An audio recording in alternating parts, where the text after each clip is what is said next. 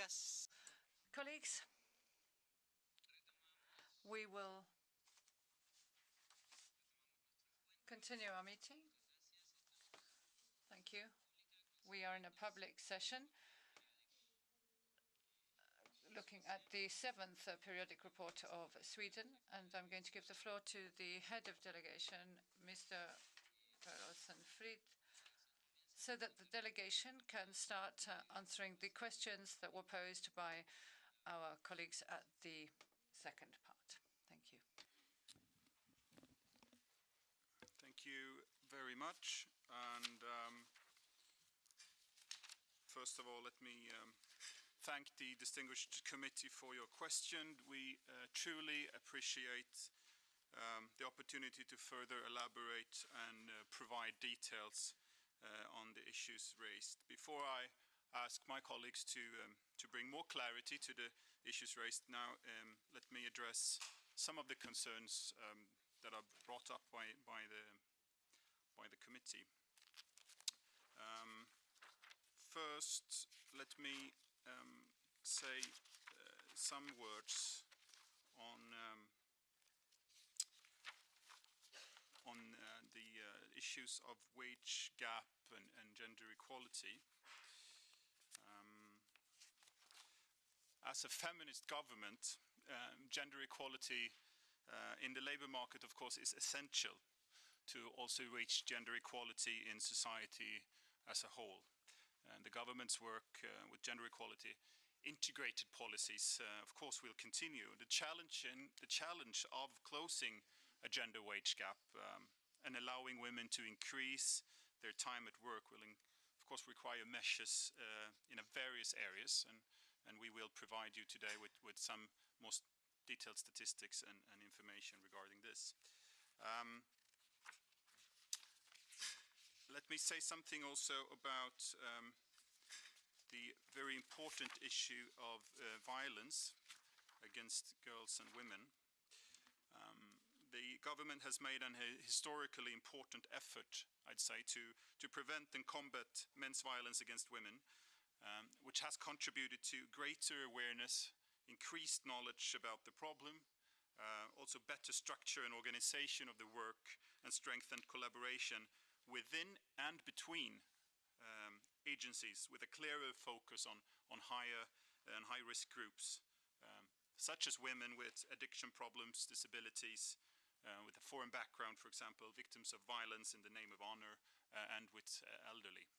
And Sweden has, since 2005, when the new legislation on sexual crime came into force, taken a number of legislative measures to increase the criminal protection of women against being subjected to inter alia violence, sexual crimes, and harassment.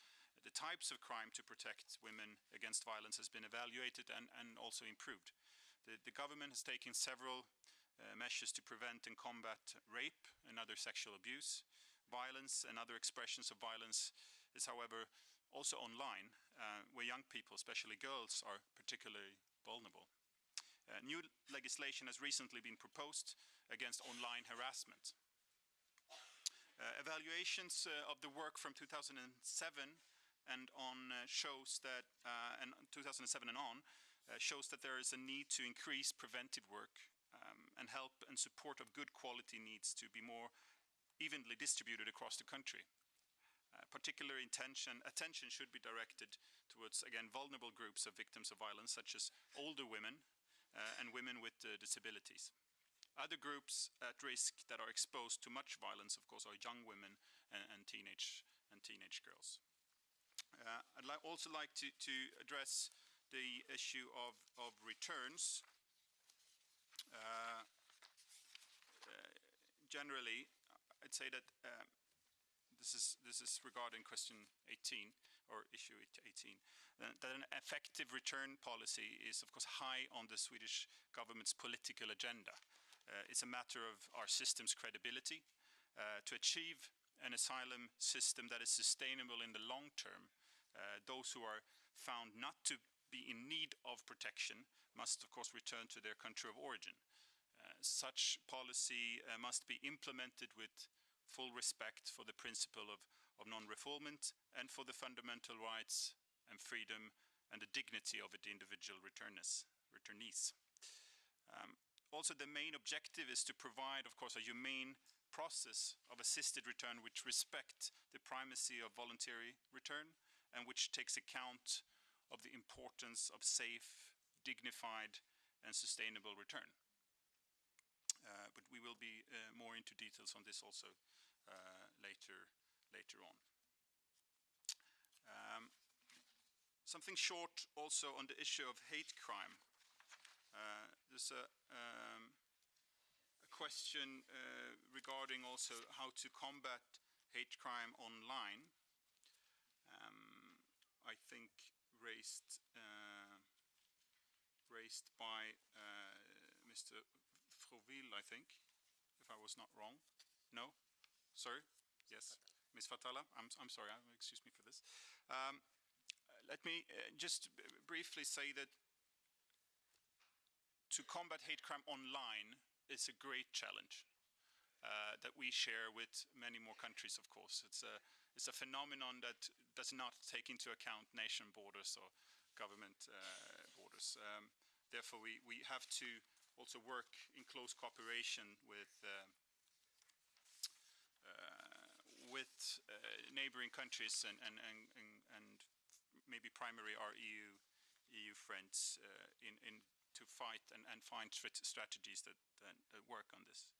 The government commissioned the Swedish Media Council in June last year to develop the campaign No Hate Speech, so that it also includes initiatives to safeguard democracy against extremism and radicalization and recruitment to these groups. It works like this. It has also it does this by improving the media and information literacy of young people, children and young people, especially focusing on online and on internet. And the aim of this is to prevent racism, sexism, xenophobia, other forms of intolerance, and to safeguard our democracy against extremism and extremist groups. The government has increased the budget for the Media Council last year in this regard. Consequences on this, of course, it's impossible at this stage to know which consequence the distribution of such a project has. Also, the Media Council works with an educational material that is being spread around schools, and it's, I mean, of course, the aim of this are long-term aims, and at this point, difficult to know whether these activities have had a special effect, but we believe that it will have in the long run. Also due to a wider range of measures taken by the government to fight racism, xenophobia, etc., some of which I addressed the committee with yesterday, especially the coming national plan. In order to evaluate some of the work of the Media Council, however, 20 interviews were carried out with teachers who have used the materials in classrooms, among others, and the views in these interviews have been very positive. Returning also generally to the question on the Sami issues, which we welcome these questions and will provide the information, of course, needed from the committee. Let me start by saying a few words around the negotiations of the Nordic Sami Convention, which are underway. And it's true, we had expected these negotiations to end March this year. Unfortunately, this is a deadline that the parties of the convention won't meet. But I am still positive that we will reach an agreement on the convention during this year. The convention also aims to clarify, I would say, among others, the issues also raised by the committee here today on a different variety of issues regarding, for example, lands and compensation and so forth. dialogue on future Sami policy is another, of course, an important process that is underway. And the idea is to conduct a dialogue within this process with the Sami parliament on how we can move forward on important Sami policy issues. Regarding the bill, the proposals within this bill were not, how would you say, well, representatives from the Sami community did not agree on the content of this bill, and hence, therefore, there's no intention from the government to proceed and continue with the bill as such. Instead, we have engaged in a more deeper dialogue with representatives from the Sami people in order to identify other areas and other ways to move the policy area forward. The government's ambition is to strengthen Sami influence and participations through self-determination, and this should also be reflected in the Sami parliament governance. However, in light of the government's increased level of ambition in this area, the appropriation directions for the Sami parliament for 2016, starting this year, were reviewed during the drafting process last year.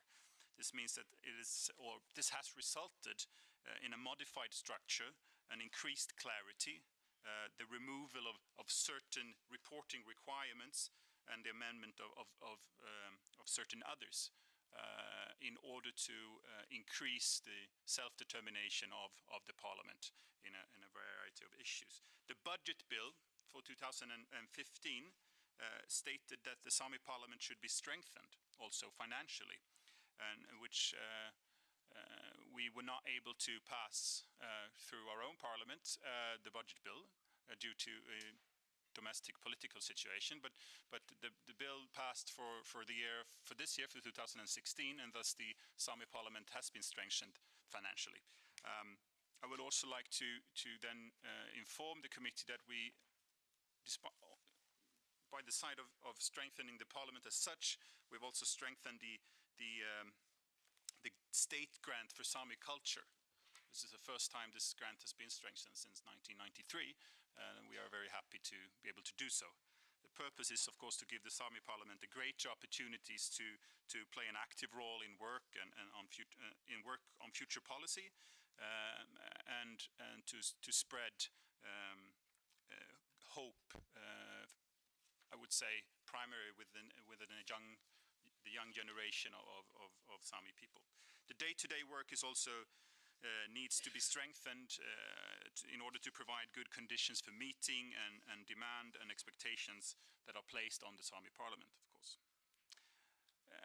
Let me also say, before I pass on my word to my colleagues, that the treatment of Sami people throughout Sweden's history is linked, of course, to the situation of the Sami people today. Knowledge of history and its connection with today's conditions for Sami is therefore important in the government's work. There's a widespread ignorance about the Sami, and that Sami has suffered throughout history. This is clear for the government. And the ombudsman, the equality ombudsman, and the Sami parliament has started to look at issues surrounding a truth commission, and hopefully this will lead to clarification on how to address such an issue from a government side. There was a short question also regarding the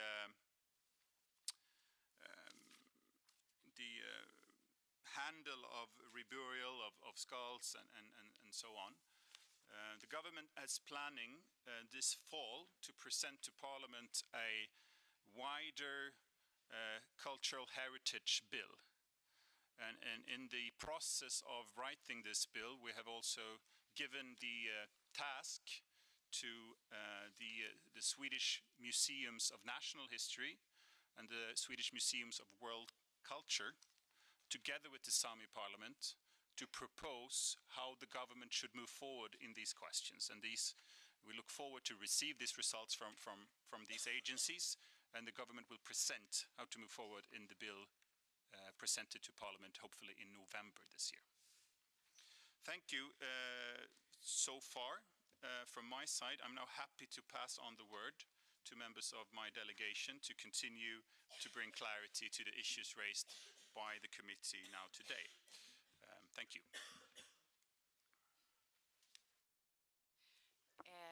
Thank you. And can you hear me? Yes. Okay. Dear honorable members of the committee, I would like to elaborate on the questions posed by Ivan Jalik in the committee regarding violence against women as well as the gender pay gap. And as our head of delegation already mentioned, combating violence against women is and has been a priority issue for the Swedish government. And it's a serious and widespread social problem that causes great physical and mental suffering for women and children exposed. Evaluations show that the work since 2007, when evaluations has been made, that it has contributed to greater awareness and knowledge among the agents and to a better structure of an organization of the work. I would just like to mention a few of the measures that has been implemented. And for instance, we have developed recommendations to staff in the healthcare to ask women in the maternity care and adult psychiatry on experience on violence as a way to early detect violence.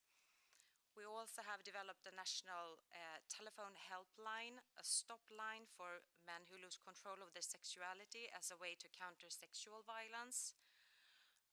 We have also developed quality indicators to measure and assess the quality of sheltered housing and their compliance with national rules and regulations, as well as we have various instruments in order to counter honor-related violence and oppression, including female genital mutilations, which has resulted that victims have better knowledge about their rights and where to get support, and staff and professionals are able to better detect and treat the victims. But despite these developments, the evaluations show that the accessibility is not evenly distributed across the country. The coordinations of the missions were not satisfied. The work was sometimes carried out in parallel tracks outside the ordinary work. And there was also a need to increase the preventive work against violence.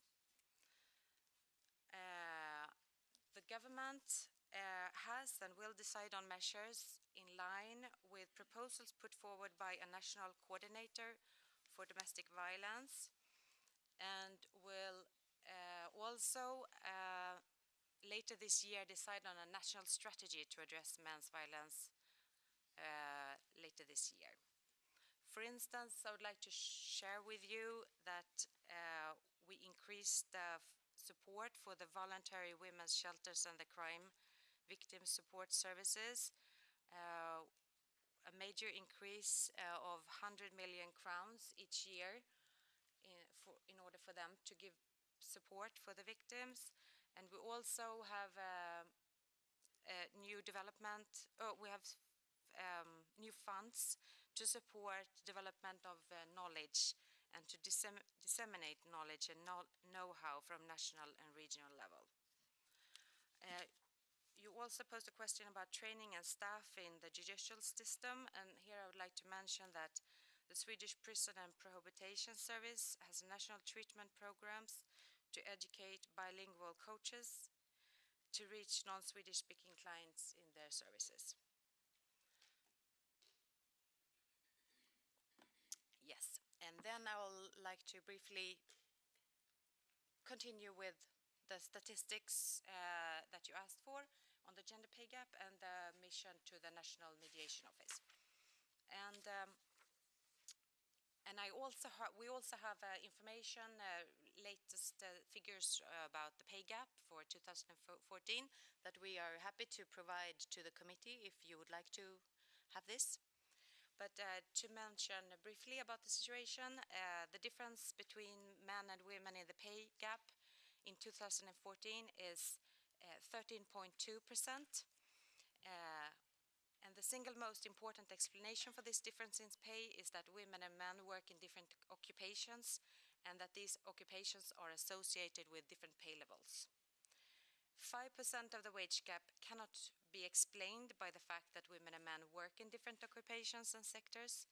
This difference is often called the unexplained pay difference, and may be due to the pay discrimination and other causes that cannot be picked up in measurable variables. The decrease in the gender pay gap, which has shown, is primarily due to the labor market being less divided by the sexes. And regarding the National Mediation Office assignment, to analyze how the central collective agreements are designed to facilitate the parties to work with pay issues, as well as to report on the relative wage development in various occupations. The result shows that the construction of the collective agreements is of less importance. The difference within the various agreement constructions are larger than between them. And among the 20 occupations that have the weakest wage development, 18 were male-dominated blue-collar occupations, and the strongest wage developments were in gender-balanced white-collar occupations. That will be all for me, and I will hand over to my colleagues. Thank you very much.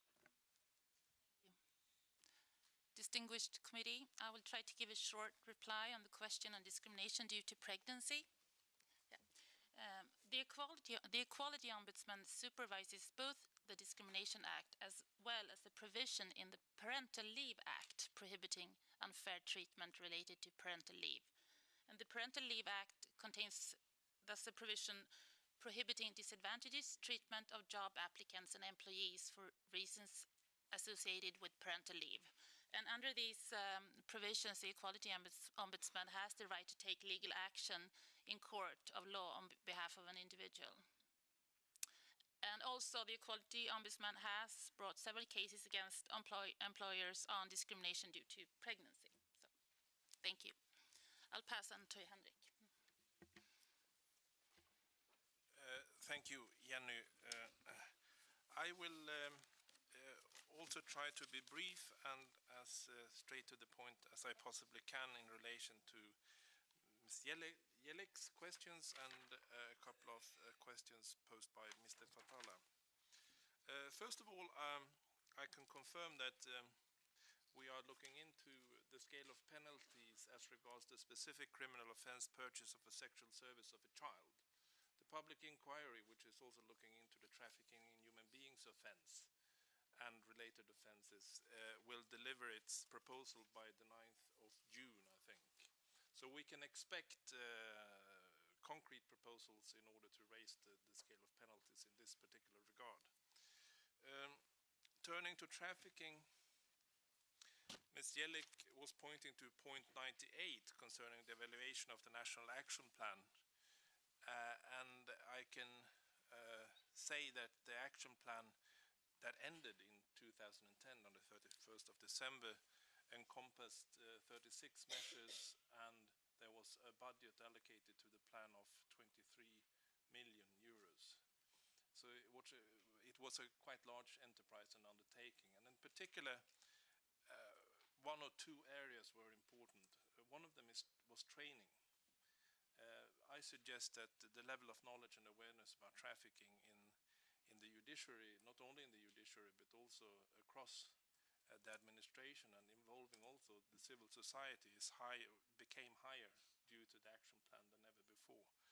We continued one or two actions after the action plan was finalized, and in particular we focused on coordination and cooperation, because trafficking is an extremely complex phenomenon, which you can see already by reading the definition of the offense.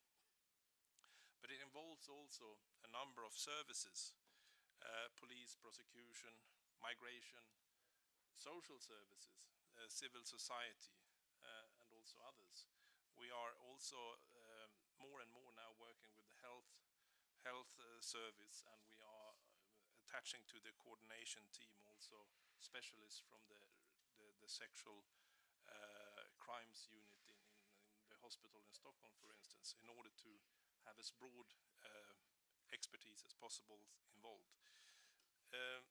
So the evaluation was positive, and we are continually taking this forward. In principle, the Swedish administration considers an action plan to be a one-off thing. We invest heavily in one action plan.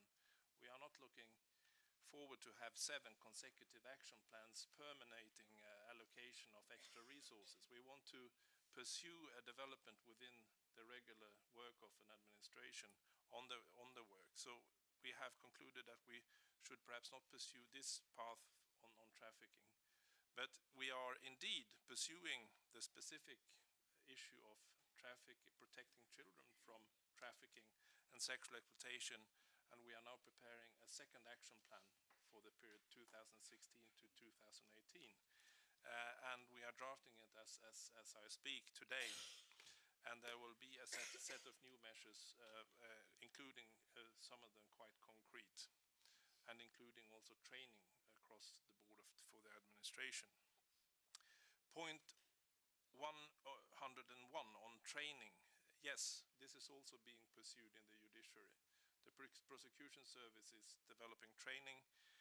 The Judicial Academy for Judges is also addressing this. And the police on the 30th of October last year took a decision to increase its capacity to fight trafficking. This was also due to the reorganization, a major reorganization of the Swedish police. Previously we had 21 independent regional police services. Now we have one single Swedish police authority, which means that we have prospects for implementing policy in a much more effective way. And addressing trafficking is one of the issues that we will address. You will see this also, as I exemplified yesterday, with the use of firearms. It will be training conducted in order to improve the situation also there. Reference was made to trends in prostitution, and the last survey made was done in 2014 by the county board, and I have by email submitted to the secretariat in writing a summary of the very good. So I don't need to dwell on that particular thing. You will be able to share with the committee members the content. Now the county board, as regards developing programs to support victims of trafficking, I wish to mention two things.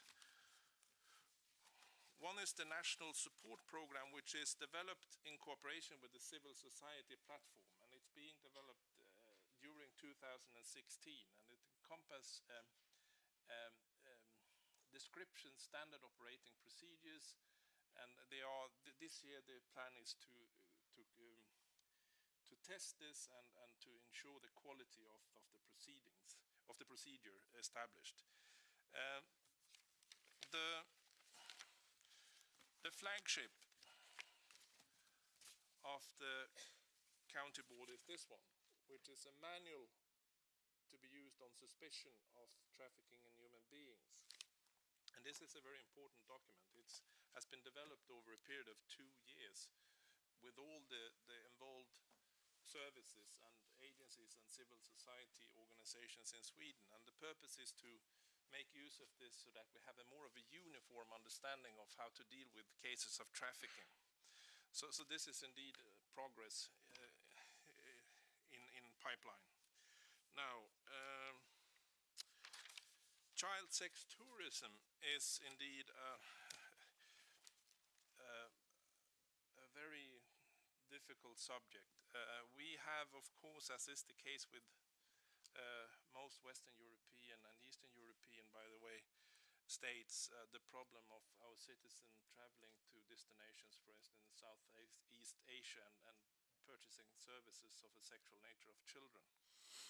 We have a dedicated expertise group of investigators, including with computer forensic knowledge at the new National Operative Department working solely on this issue. We have an intelligence picture of what it looks like, but we are depending very much on receiving information from the general public, in particular Swedish tourists operating in the area. We are also trying to develop our cooperation through our liaison officer system and also working with other European member states in this. For instance, the Netherlands has posted a liaison officer solely for this purpose in Manila. So indeed, it's an issue of great concern for us. And the specialized group is also placed within the new cybercrime center, because the most pressing development is the purchase of live-streamed sexual acts of a child from Sweden, from a country in Southeast Asia, for instance. We've had 2 investigations and convictions for a number of years imprisonment for doing this from the Philippines. And the Cybercrime Center establishment leads me to the question from Mr. Fatala. The establishment of the Cybercrime Center is very important also for another reason, that we will improve our capacity and ability to address hate speech online. This is a problem that has evolved over a number of years, and certainly a specialization and I would say reinforcing our ability to investigate this type of crime is necessary. It's also necessary to develop the legislation. The head of delegation mentioned that the violation of the integrity will be an additional criminal offense in the legislation that puts a responsibility on those providing an electronic bulletin board such as Facebook and Twitter. And we need also to improve our cooperation with social platforms. We have at this stage a very good cooperation with Facebook in terms of voluntary disclosure of subscriber information in order to continue our investigations. And just briefly, I wish to confirm that we have established in the urban areas, we have established now hate and democracy specialized investigating units. And I think I heard that I should stop, perhaps. No. But I think I do anyway, to leave some time for my colleagues. Thank you.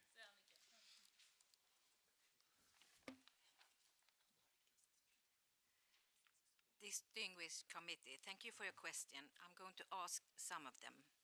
About the homelessness. One of the homelessness coordinator's main message was that the housing market was not in balance. Now we see activities and initiatives from the government in order to stimulate to build more housing suitable for all. And the County Administrative Board have a mission from the government since 2012 to give support to the municipality, both on the social unit but also on the housing planning units. And next year the National Board of Health and Welfare are going to do a new national survey to see about the amount of people living in homelessness.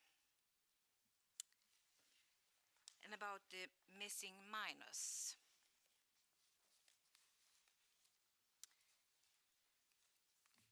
Knowledge about unaccompanied children who disappear need to be strengthened. The County Administrative Board have now a mission from the government to conduct a national survey of unaccompanied children who disappear, to analyze and propose measures to prevent them to disappear, and to disseminate the result and the methods to authorities, municipalities, county council and other stakeholders in 2017.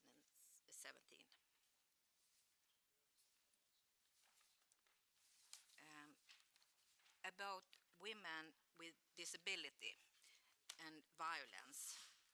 Women with disability who are subject to violence have long been invisible.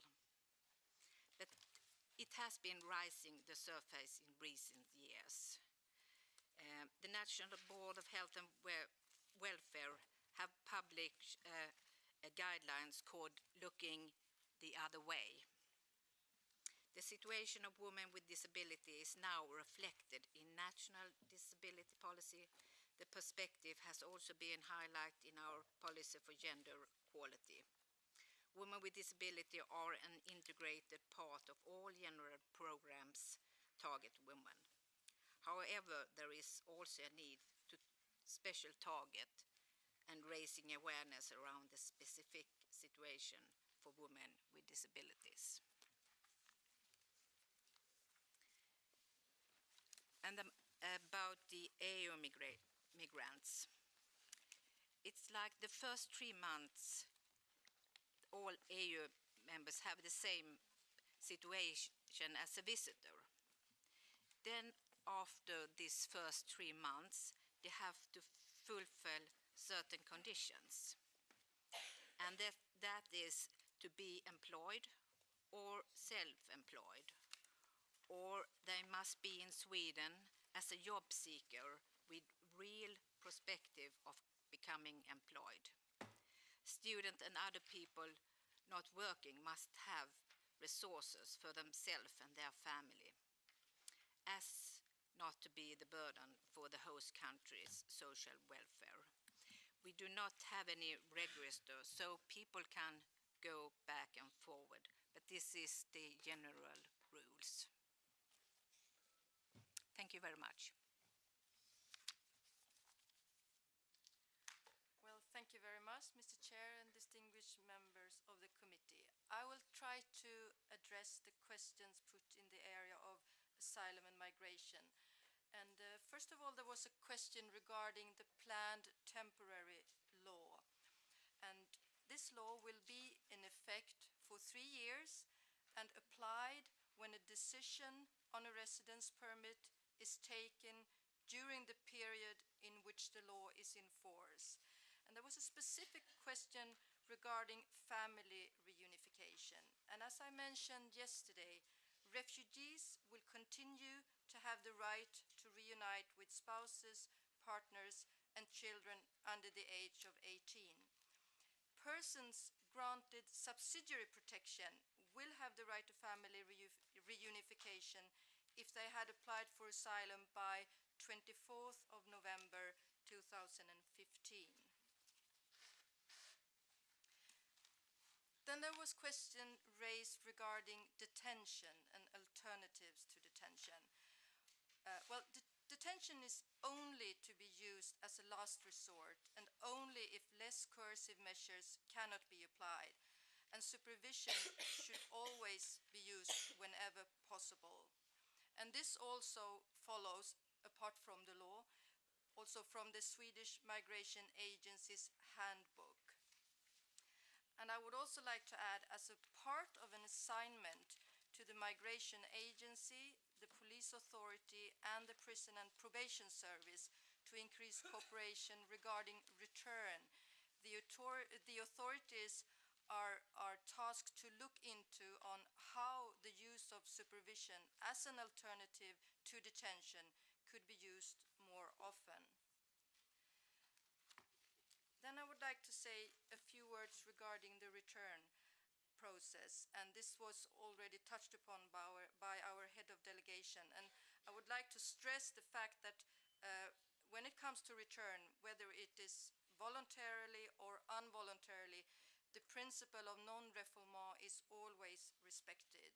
And voluntary return is always the priority for our authorities. And we have a genuine system in place in order to support voluntary returnees.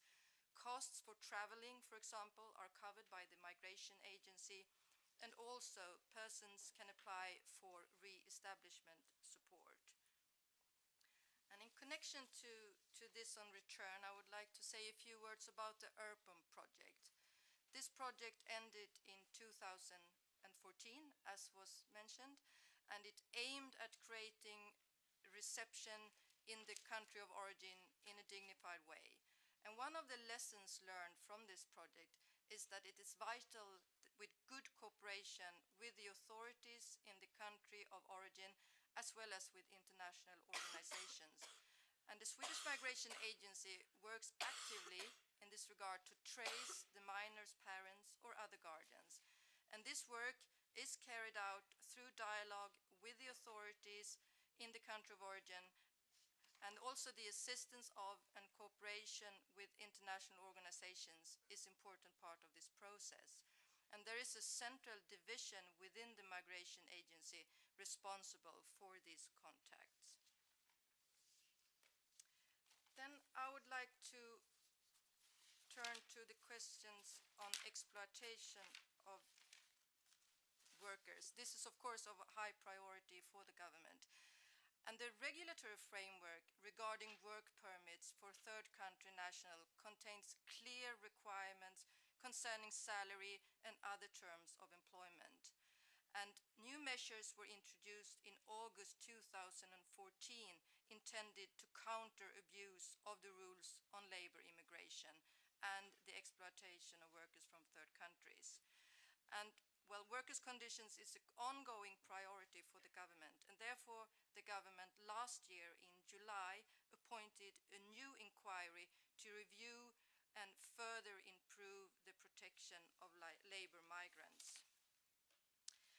And then lastly, a few words about diplomatic assurances and security cases.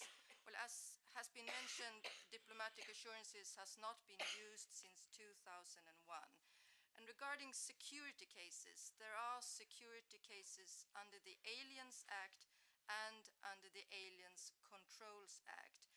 And one of the differences is that appeals under the Aliens Controls Act is handled by the government. But, and this is an important part, there is always an opinion submitted from the court regarding possible impediments to enforcement. Thank you. Mr. Chair, Honourable Committee, I'll answer the question regarding measures to facilitate access to work for refugees. But first, I would like to thank you for your appreciation of the new Act on Refugee Reception in the municipalities. As we told you yesterday, it entered into force last week. So we will follow the outcome of the Act thoroughly. When it comes to access to work, the government's objective is for more newly arrived immigrants to start work or education and training during the time in introduction system. And in order to lower the threshold for foreign bonds, Sweden have a number of targeted measures such as subsidized jobs, complementary education and programs for validation and work placement. And the Swedish Introduction Assignment and the Introduction Act was introduced in 2010, and the key objective is to speed up the introduction of newly arrived refugees and other people in need of protection who have a residence permit and their family members into working and social life. And the introduction program involves the following features: a central government responsibility with the Swedish Public Employment Service, Arbetsförmedlingen, as the coordinating agency, and a dialogue between the Public Employment Service and the refugee should lead to an introduction plan that is based on mapping of the refugee's educational background, previous work experience, and need for training and other initiatives. And refugees who take part in activities under an introduction plan are entitled to a benefit for a maximum of 24 months. And the plan should include employment preparation activities, education in Swedish for immigrants that is free of charge for all immigrants with a permanent residence permit in Sweden. And the plan also includes civic orientation courses, and their aim is to foster a basic understanding of Swedish society. And in the budget bill for 2016, there were a lot of initiatives aiming to foster the introduction of the labor market for refugees. And I would like to mention a certain initiative that is the initiative for fast tracks in the labor market. And the government has the last year, 2015, held talks with the social partners, the Public Employment Service, and other relevant government agencies. And the focus was on newly arrived immigrants in the introduction program with educational skills in shortage occupations. And the aim is to create more rapid ways into the labor market within the framework of the introduction system to reinforce the labor market orientation measures. And the first track was presented in September last year, and there was a fast track for chefs. And recently also fast track was presented for regulated professions within the healthcare sector, for doctor, pharmacists, and dentists, etc. And there are also recently been presented fast tracks for butchers and teachers.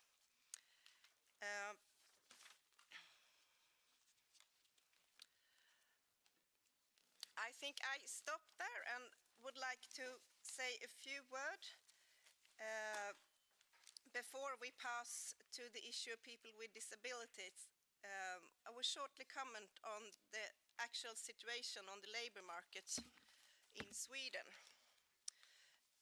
Because we have a situation in Sweden where at the same time as unemployment is high, the number of vacancies is at historically high levels, and many employers find it difficult to find the right competence. And a large number of the unemployed people also lack upper secondary education, which is a bottom requirement for most jobs in Sweden. And this is, of course, a problem. And the Swedish government considers that the situation at the labor market must be addressed with a series of measures, both in form of targeted initiatives in adult education and folk high schools, and through a clearer matching remit in labor market policy. And in the budget bill for 2016, the government has invested in better job matching skills, development through measures to promote an active labor market policy for people who are long-term unemployed or have impairments that entail reduced working capacity. Thank you.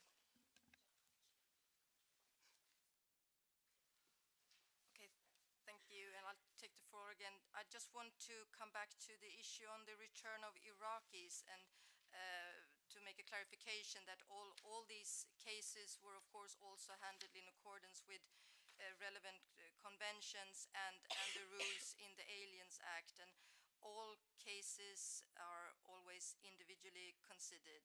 And the Swedish Migration Agency, of course, follows closely the developments of the situation in the relevant countries, and if necessary, publishes specific guidelines for decision makers and case officials at the agency. Thank you.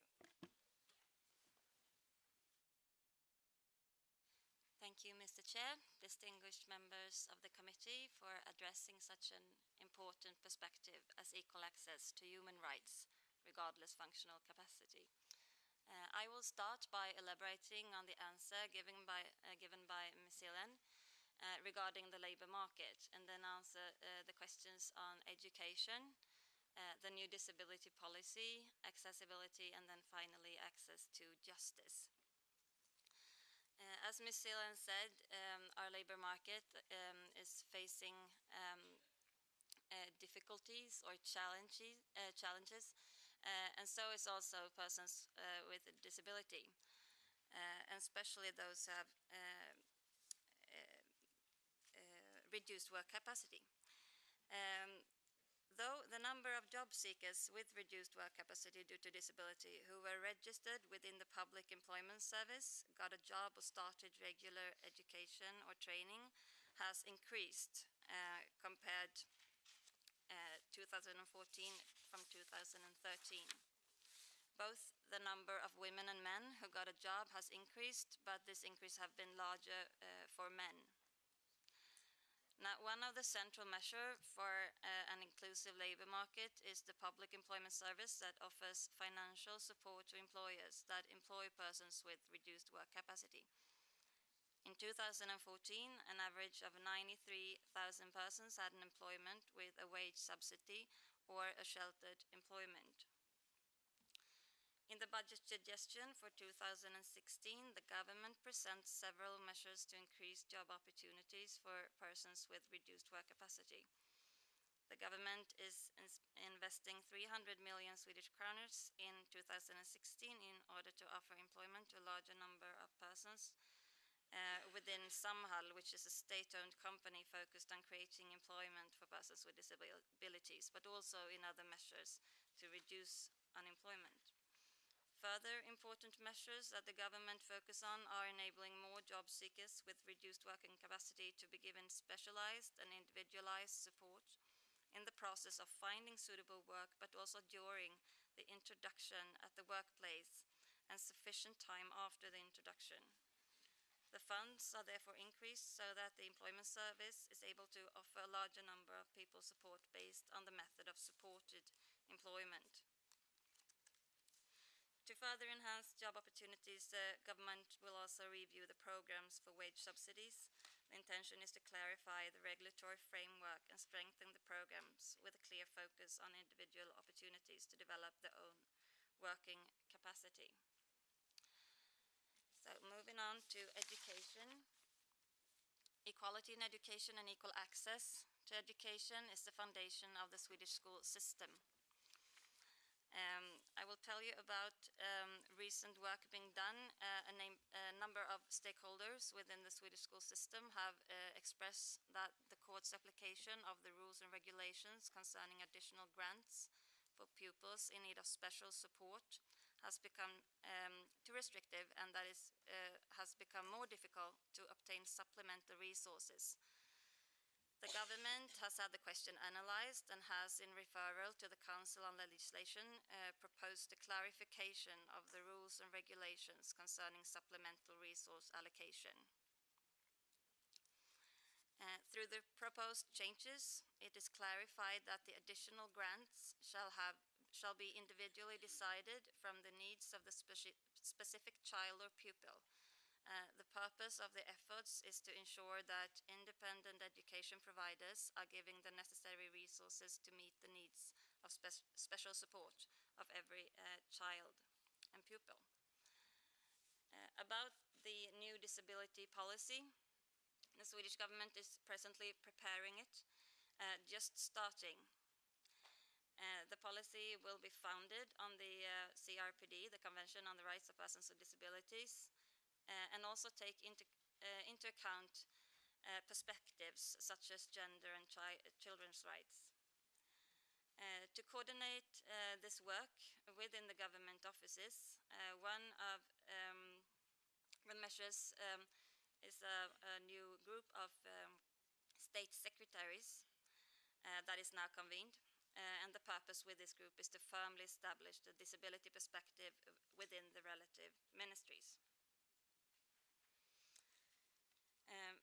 And moving on to accessibility, the recommendations from the CRPD committee, among them Article 9 accessibility, should be considered within the development of the future disability policy and also be used in the working process developing a new disability policy. The EU Commission has proposed a directive aiming at the approximation of the laws, regulation and administrative provisions of the member states as regards the accessibility requirements of products and services. The proposal aims to contribute to improve the proper functioning of the international market and remove and prevent barriers for the free movement of accessible products and services. The Swedish government welcomes the proposal and shares the view that the regulation at EU level on the approximation of the laws and regulations regarding accessibility requirements for products and services underpins efforts to make society more accessible, inclusive, and universally designed.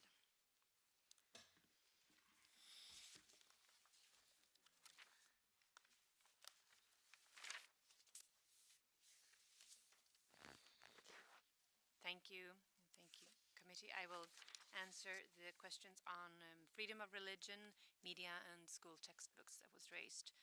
First, let me state that the freedom of religion is an absolute right according to the Swedish constitution.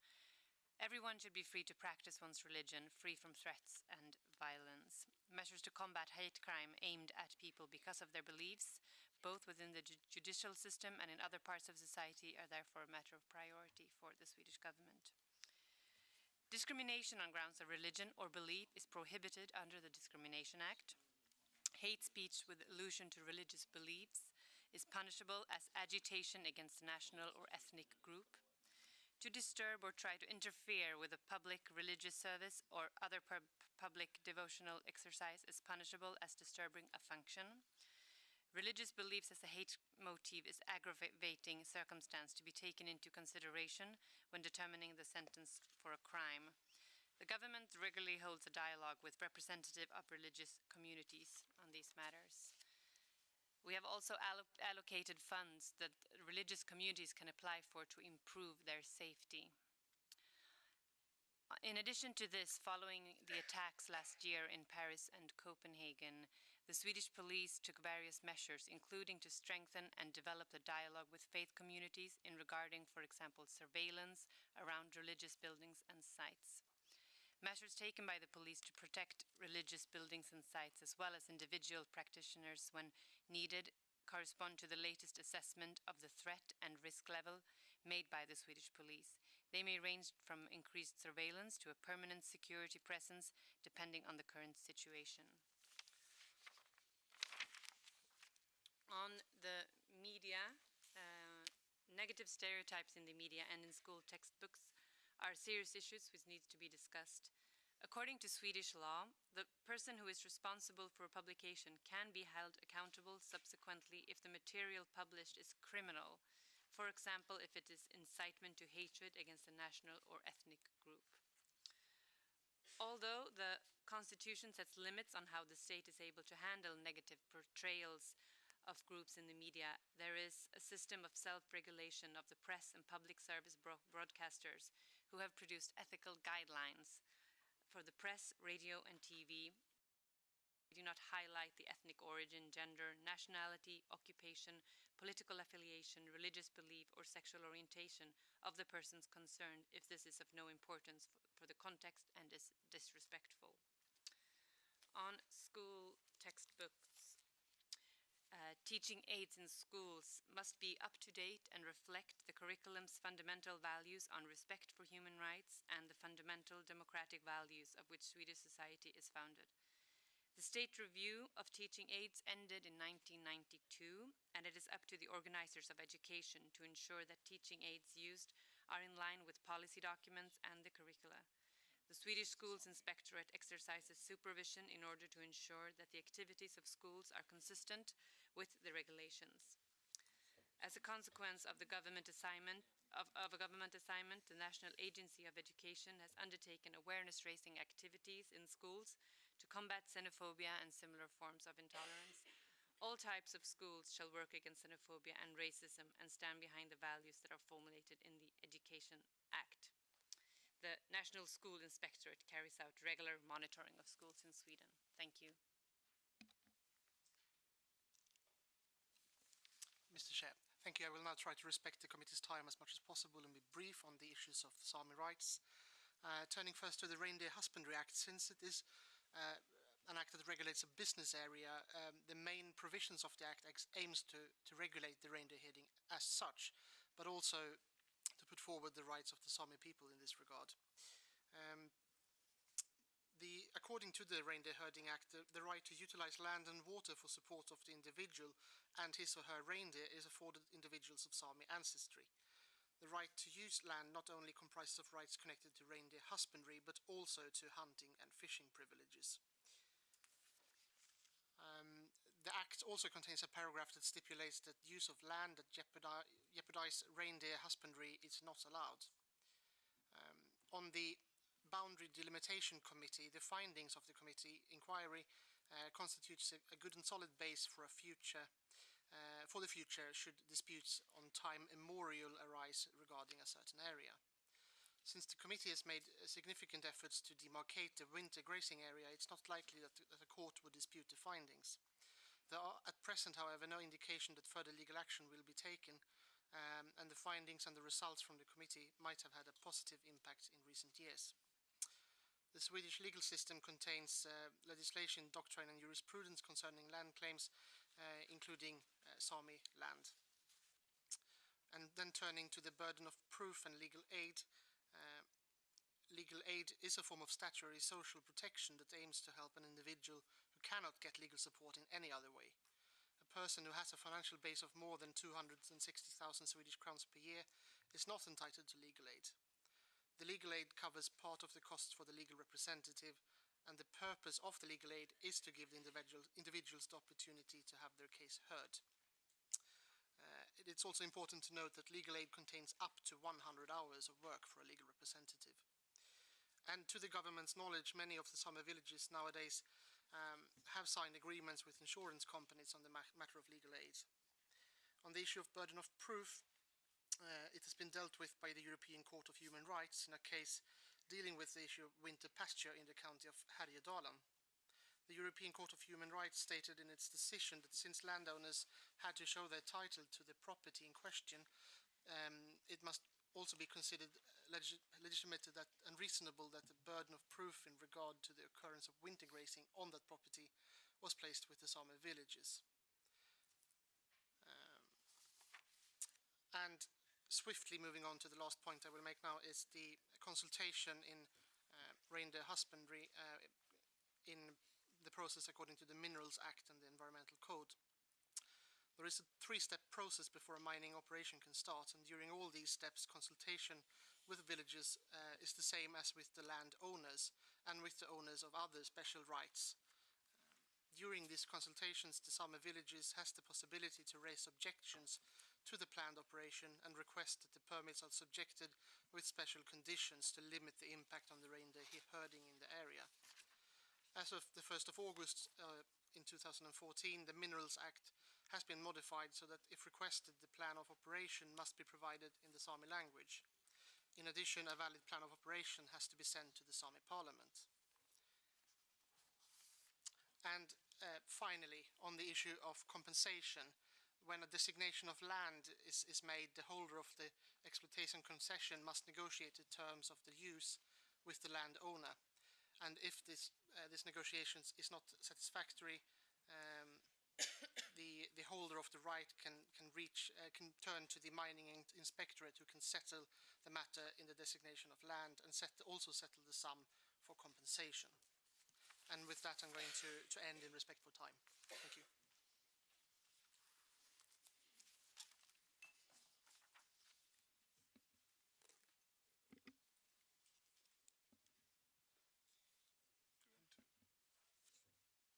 All right, thank you. And by this, I hope that we have answered at least most of the issues raised by the committee in a satisfactory way. But of course, I hand over the word and the floor to you, Mr. Chair, for eventually follow-up questions. Thank you very much. We have very little time left, so I'm going to allow colleagues to refer very briefly to any specific question they would like to pose. The state party can then answer in writing within the next 48 hours. We have a few moments, so I'd like to leave this opportunity for our colleagues. Mr. Shani. Thank you. Very extremely briefly on really the last statement that was made, or the penultimate statement that was made on consultation. Can you just clarify, you alluded specifically to consultation in the context of the impact of mining activities on reindeer herding, but my question before was whether there would be a broader duty to consult when there are impacts on other cultural or other livelihood-related interests of the Sami community, for instance, hunting, or for instance, not being able to live in a village because the village is now being dislocated as a result of mining activities. Thank you.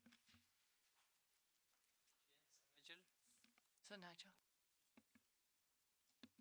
Thank you, sir. And indeed, similarly, briefly, unless I lost concentration, I didn't hear a response to my question about the difference between the normal procedures leading towards deportation and the qualified security cases.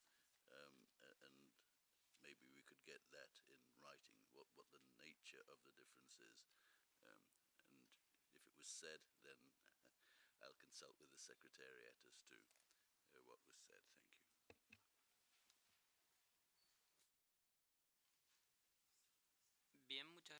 Thank you very much.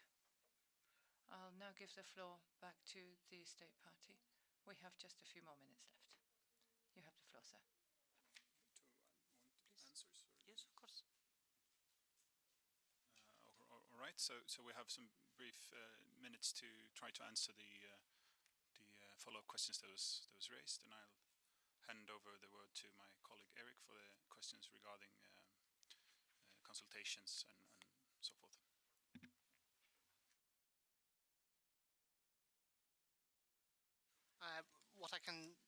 Thank you, Mr. Chair.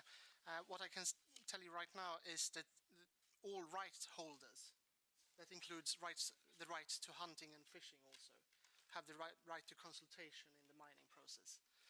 When it comes to the moving, for example, of the Kiruna village or Kiruna town that is being implemented for the entire town, not only the Sami communities living in the town, and that as a part of the planning process for that, all people living in Kiruna has been consulted and also compensated.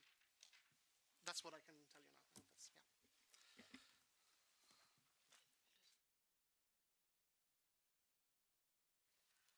Okay, well, I'll try to explain a bit further regarding the security cases. Well, there are security cases under the Aliens Act and under the Aliens Controls Act.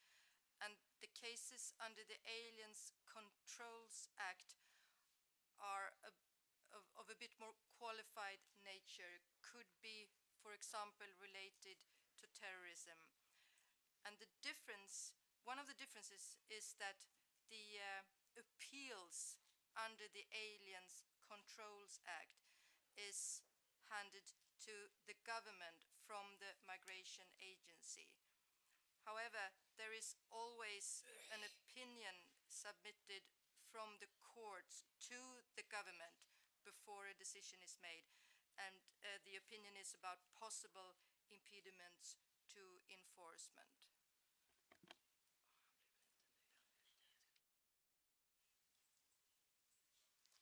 Muy bien, muchas gracias. Thank you very much indeed. I would now like to give the floor to His Excellency Per Olsen Frid, the head of delegation, for his concluding remarks at the end of this dialogue. You have the floor. Thank you, Mr. Chair, and thank you, distinguished committee. We have truly and really appreciated the dialogue with the committee here today. Sweden appreciates the work of the committee, bringing clarity, helping Sweden as well as other countries to perform better in relation to fully respect our obligations and duties as a state. Again, I would like to highlight the crucial role of civil society organizations in the role of both promotion and protection of human rights. A special thanks for the organizations that have been involved in this process, who have also traveled to be present here, and I'm sure that we will have to continue a fruitful dialogue with these organizations at home in the work to continue the promotion and protection of human rights. I also would like to, of course, now take the opportunity to give a special thanks to the Swedish delegation who have traveled here together with me for helping giving such an engaged and thorough answers to the issues raised by the committee. We look forward to the concluding observations, of course. They will be an integral part of our forthcoming efforts to promote and protect human rights in Sweden.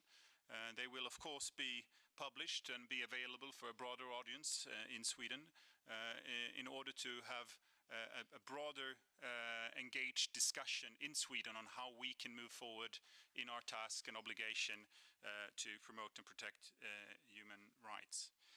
I'd like also to say that, or take the opportunity to comment that during our session yesterday afternoon, there was a Swedish journalist, together with journalists from also some other countries, that was attacked while traveling together with human rights activists. And no matter the motives, it is also always very serious when journalists and human rights activists are being threatened and are under attack. And this is an attack on all of us. This reminds us of the importance of our continued efforts to promote and protect human rights, not only in our own countries, but worldwide. And it reminds us that we have also a global situation where basic democratic values and respect for universal human rights are challenged. The government of Sweden intends to maintain a high level of ambition regarding its systematic work to ensure full respect for Sweden's international obligations. And we are also firmly convinced of the importance of keep bringing a rights-based perspective in our foreign policy. With these words, again, Mr. Chair, distinguished committee, a big thank you for these 2 days, for the opportunity to respond to your list of issues, both in writing in our report, but also here today, yesterday. We have had a very constructive dialogue. I'm really happy for this, and the work continues to promote and protect human rights in Sweden, of course, and worldwide. Thank you very much. Muchas gracias. Thank you, Your Excellency. Allow me, first and foremost, to thank the interpreters who have kindly agreed to stay a few minutes extra beyond the allotted working hours to enable us to conclude this constructive dialogue. I wouldn't be able to summarize this dialogue given that we have spent quite some time on it, but I would just like to say a couple of things. This has been a highly satisfactory dialogue in my view. We have received some very useful information throughout the process, and this is always helpful to the Human Rights Committee as we move towards adopting our concluding observations. I would like to express particular satisfaction at the fact that the government at the very outset indicated its feminist stance. I do not believe that we can work on human rights if we are not feminist. This is a sine qua non condition to work in the human rights sphere. Of course, there are difficulties which need to be addressed, and now is a good time to review the question of reservations, as mentioned by certain colleagues, reservations to the covenant expressed by the state party. It's also important that counter-terrorism measures be established against a backdrop of absolute respect and guarantees of human rights for all persons. There is a need to work strongly to combat hate crime. Non-discrimination has also been a central pillar of these 2 days of discussion, and I do hope that the state will duly reflect on the various positions expressed by committee member colleagues. We can see that you're doing a great deal, but the treaty bodies are there at the same time to help states parties to move forward and establish even better mechanisms for human rights protection. On the issue of migrants, Sweden is showing the way, showing how work needs to be done. Municipalities are opening up to receiving migrants. There are some major policies in this arena, but it's also important further to strengthen these mechanisms in order to guarantee the rights of those who find themselves in the greatest situation of vulnerability, those who've had to flee their home country in view of various situations. I do very much hope that the European Union as a whole will understand the importance of this issue. Lastly, I turn to indigenous peoples. The State Party indicated in its opening remarks that it would take steps to ratify ILO Convention 169. That is good news. I know this is a matter for the Parliament, but we do know that if the government can push for this, that is a positive thing. Challenges with regard to indigenous peoples are very important. We do hope that the state will heed our concluding observations, will heed our views, and we do look forward to seeing you again in the future. Thank you for this dialogue. Let us, at this point, adjourn the session until this afternoon. Thank you.